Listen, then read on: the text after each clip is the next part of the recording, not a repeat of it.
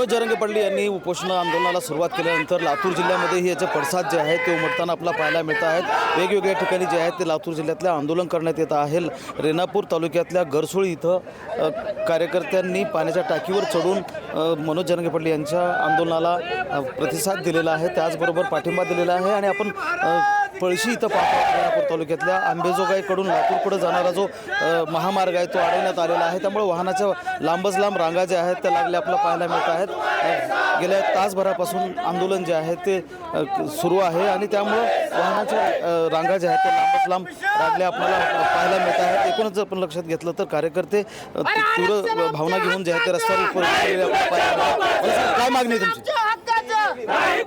मराठा शासनानं ज्या पद्धतीनं हैदराबाद गॅजेट लागू करून मराठवाड्यातला संपूर्ण मराठा समाज हा कुणबी आहे अशी घोषणा मनोज दादा जरांगे पाटलाला GR मुंबईत दिलेला आहे, त्या अनुषंगानं संपूर्ण मराठा समाजाला कुणबी प्रमाणपत्राचं वाटप करावं या मागणीसाठी मनोज दादा जरांगे पाटील आज भर उन्हात अंतरवाली सराटी येथे उपोषणाला बसलेले आहेत। आणि जोपर्यंत मराठा समाजाच्या सर्व मागण्या मान्य होत नाहीत तोपर्यंत जरांगे पाटील या आंदोलनातून आता माघार घेणार नाहीत। वेगवेगळ्या ठिकाणी लातूर जिल्ह्यातलं आंदोलन करण्यात येत आहे, तुमची काय मागणी आहे? आज आम्ही 6 वाजेपर्यंत सरकारची वाट बघणार आहेत। उद्यापासून रास्ता रोको गांधी मार्ग बंद झाला, भगतसिंग मार्ग उद्यापासून चालू झाला।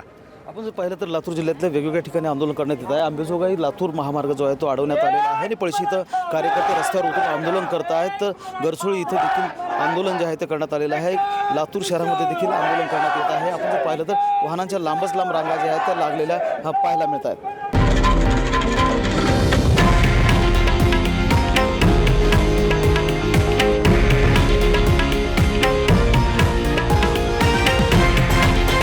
हे आहे देशातील नंबर 1 न्यूज नेटवर्क आणि आपण पाहत आहात TV9 मराठी, एकमेव।